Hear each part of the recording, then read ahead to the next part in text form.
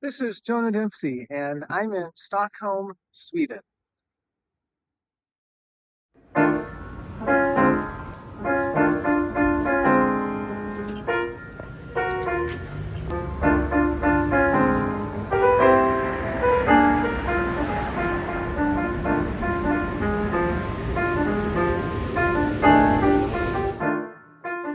I thought I'd go into some of the details of the Introduction to Personality Typology class starting December 7th, 2025. This is a 10-week course, and we're going to go into 4 different systems of personality typology. So I thought I would just go into each of the systems just a little bit to give people an idea of what we're going to be exploring. So, in no particular order, we're going to be looking at attitudinal psyche, the objective personality system, Enneagram, and the Enneagram expanded instincts, which is related to the Enneagram, but is essentially its own system. I think we're going to start, I'm still working on the curriculum, but I think we're going to start with attitudinal psyche. Then we're going to go into the Enneagram, then we're going to go into the expanded instincts, and then we'll end with objective personality. This is just because I kind of feel like this is going in increasing difficulty or order of increasing complexity. So starting with attitudinal psyche, this is a system developed by Rob Zeke Colopy, based mostly on something called Psyche Yoga. It's one of the newest personality typology systems out there. Rob read the book on Psyche Yoga in about 2016 and began formulating his own view of the system, and then just that snowballed into him developing his own system. He also drew from other areas like socionics and some other interesting systems, but I'm thinking we'll start the first 2 weeks of the course with attitudinal psyche because it's one you can pretty much immediately grasp, and it basically has it has to do with attitudes. So these attitudes, in my experience anyway, it's been easier to figure out your type in this system. It's not always true. Rob has actually gone through and retyped a lot of people, and there is some complexity there. But as far as typology systems go, I have the sense that for the first couple of weeks, we can just look at attitudinal psyche, and that will give people something they can begin to play with and experiment with and just kind of immediately grasp, because it does very much have to do with our attitudes. Where are we positive? Where are we negative? Where are we self positive, others negative, or self negative, others positive? Um, just to give a little example, so there are 4 aspects in this system, 4 aspects of the psyche that we look at. Those aspects are physics, having to do with the physical world, volition, having to do with our ambition and desire and movement into the future and sort of our identity, things like that. Um, Emotion, which has to do with our value judgments and what we like and dislike.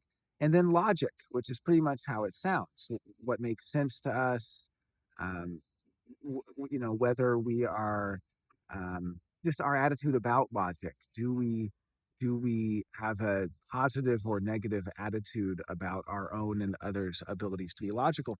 So I'll just give a quick example in that system for my own type. I have self positive, others negative emotion.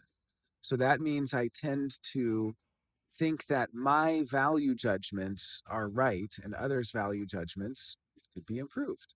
So this is an area, we'll go into more detail about what that actually means, but my sort of confident aspect is emotion. I'm very confident about that.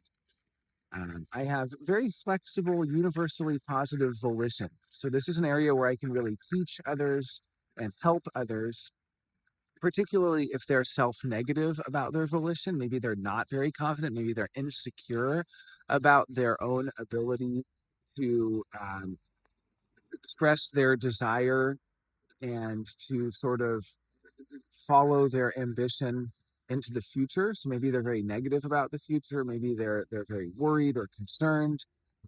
This is an area of universal positivity for me. I have a very positive attitude about it, so I can be very positive about my own ability to exert my volition into the world as well as others' ability.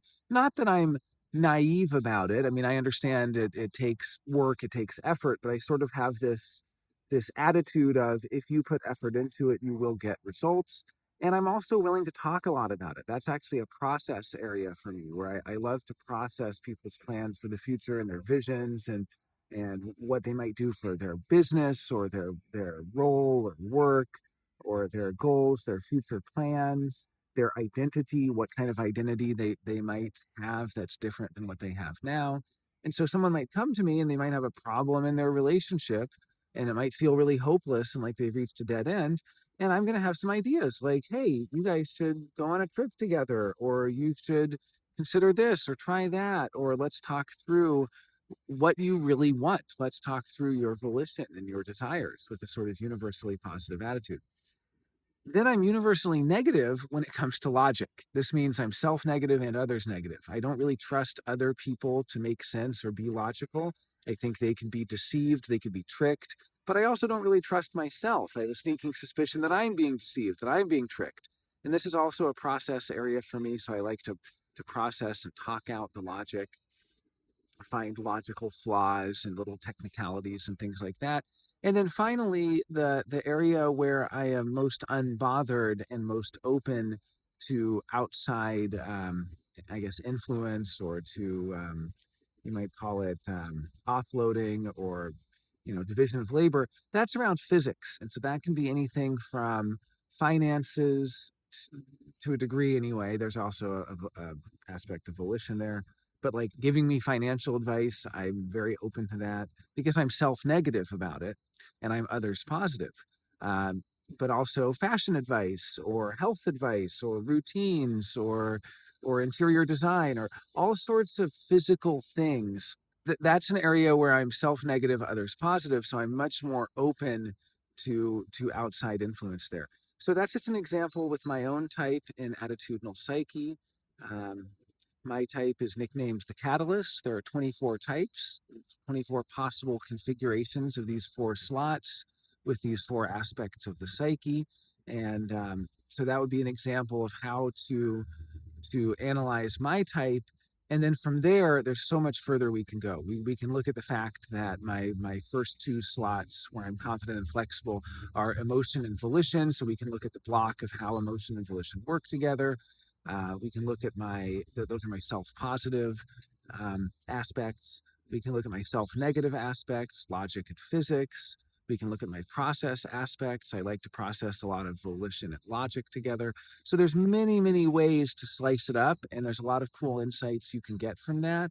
And it can also explain a lot of interpersonal dynamics, how how I might interact with others. I'm really willing to process logic.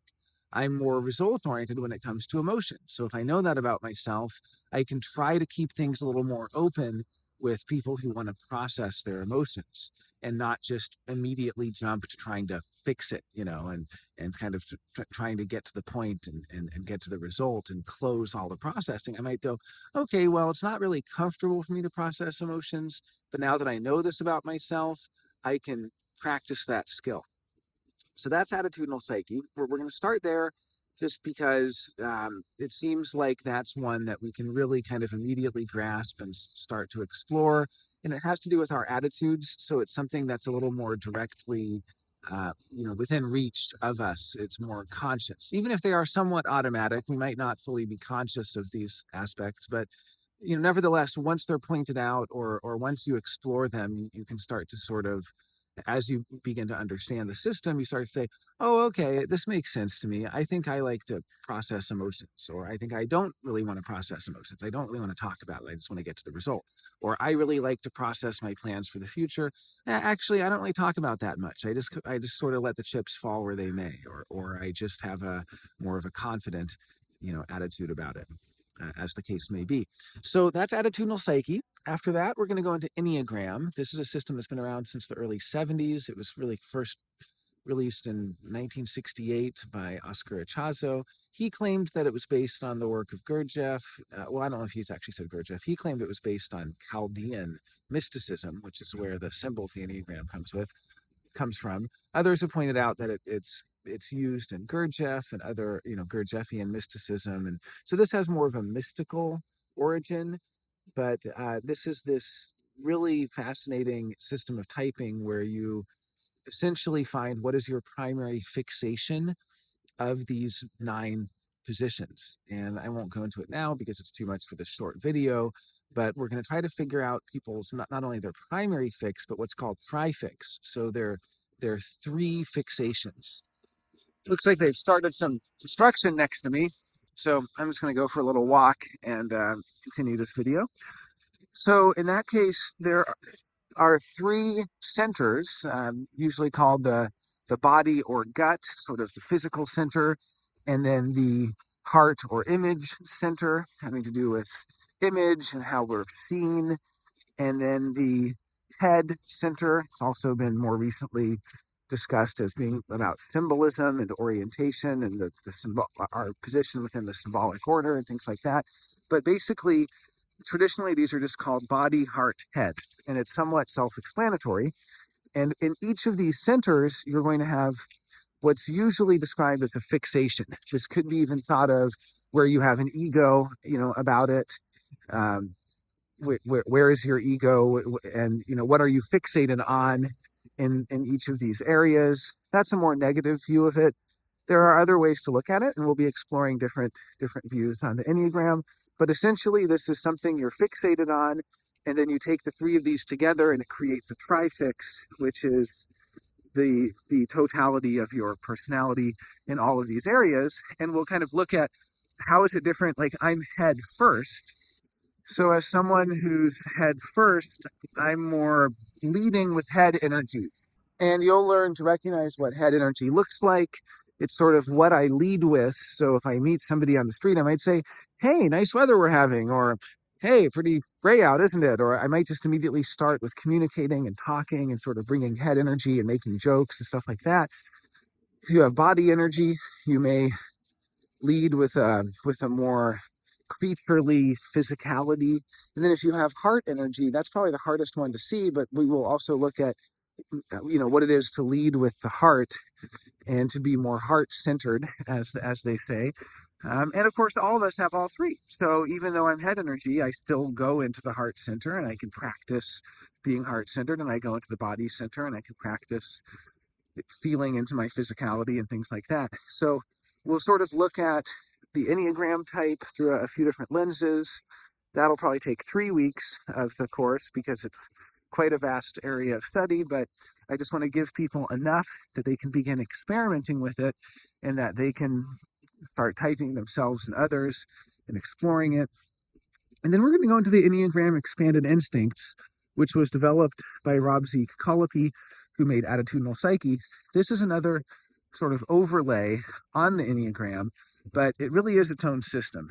And if Enneagram is the hell you're running away from, this is kind of how Rob has described it in the past. He has many different ways of describing it, but this is one of them.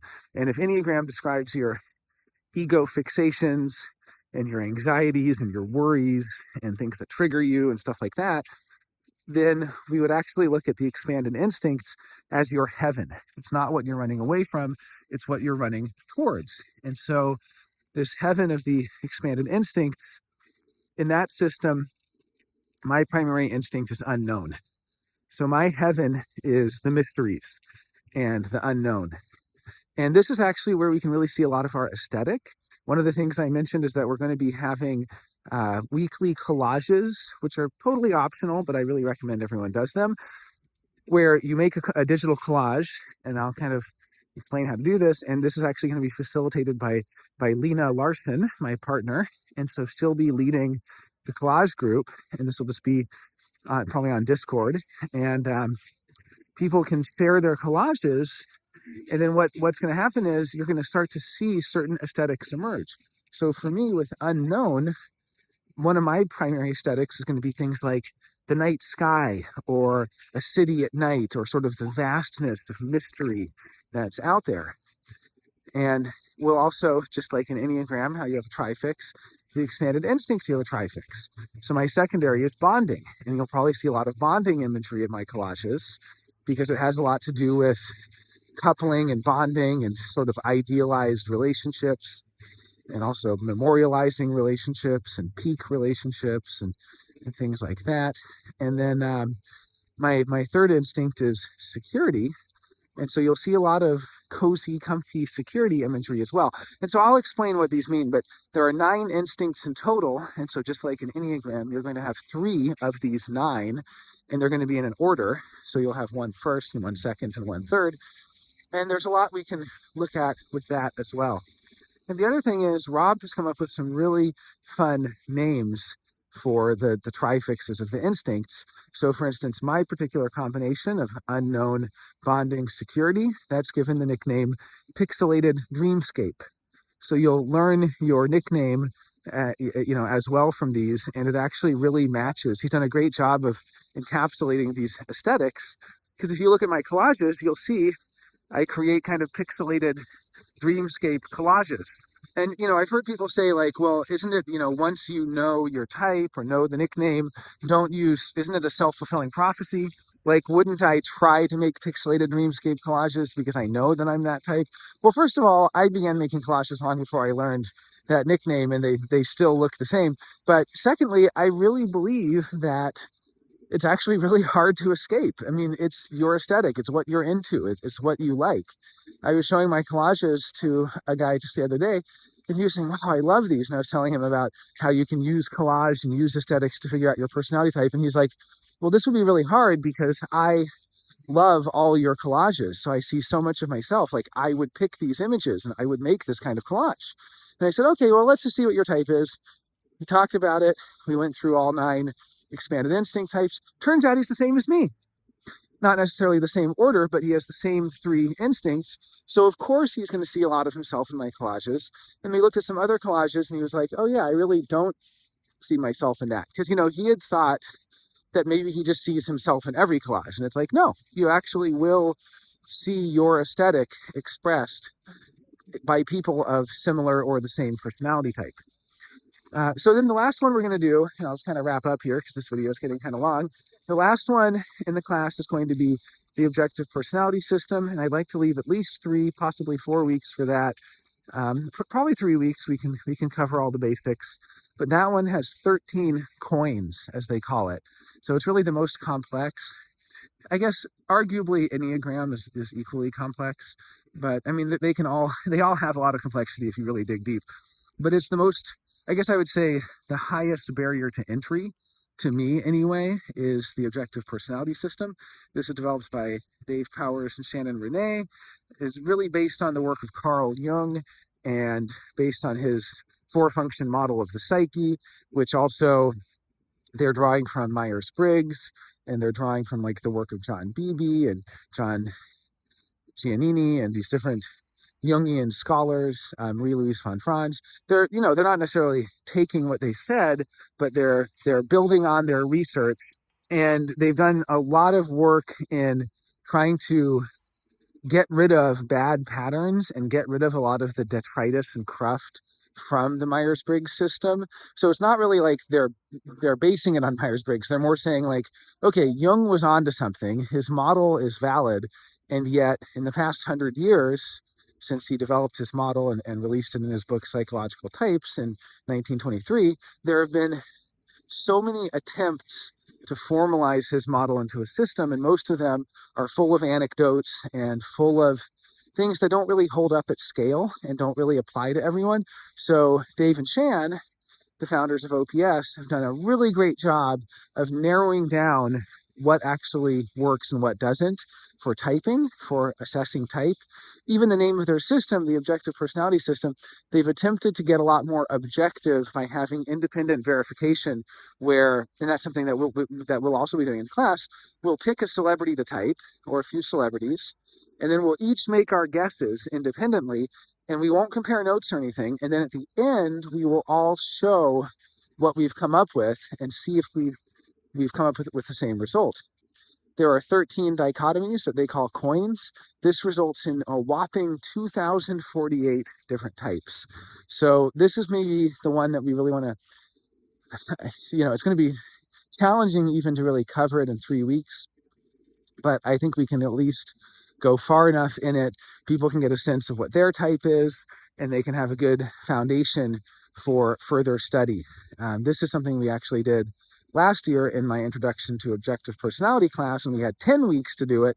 And I remember it was by about week 5 that people were saying, okay, now I'm really getting it. Okay, now I'm really grasping it. So it is one that sort of is not immediately obvious, also because what they're looking at is something we might even call the modes of cognition, or how cognition works. There are other researchers that have looked into Jung's model and Myers-Briggs, like Dario Nardi, who have actually related it to neuroscience, social neuroscience, cognitive neuroscience, and basically looking at how the psyche functions, but also how we process information and all sorts of things. So this is maybe one of the most far-reaching systems. But yeah, I'm really excited to go into this. I really think we can cover a lot of ground in 10 weeks. We'll give people really a sense of these 4 systems, and then from there they may want to continue studying all 4. I love all 4 of these systems. I study all 4 of them. I think each of them is valid in its own right and sort of looks at a different aspect of the psyche.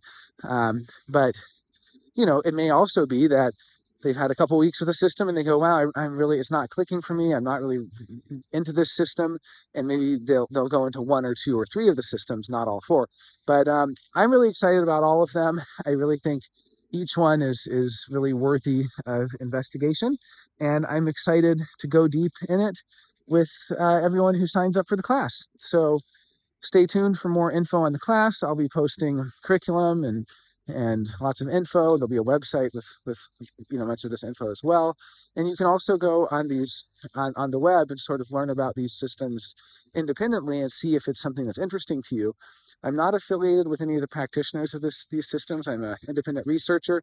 I got permission from Rob Z. Colopy to teach his 2 systems because they're such new systems, and I just have so much respect for him. I didn't want to teach them without his permission. And he said, just make it clear, you're not my student, you're an independent researcher.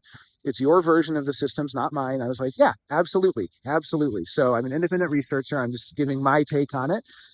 And then OPS, Dave and Shan have said many, many times that they want people to explore it. They want people to teach it. They want people to try it out and, kick the tires and kind of figure out what works and what doesn't and all of that. And I've also met them personally. It was many years ago, but I hope I have their blessing in exploring their system. I'd like to think I do. And then, of course, for Enneagram, it's been around a bit longer, so there's less of that concern. But yeah, basically, we'll be going into 4 systems, 3 of which have emerged in the last decade, which is pretty exciting. We really are going through a personality typology renaissance here with a lot of really exciting ideas and patterns being explored, and I'm excited to share them with you. So if this speaks to you, please consider signing up for my class. It's starting in just about a month, December 7th, 2025, and I hope to see you there. Thanks.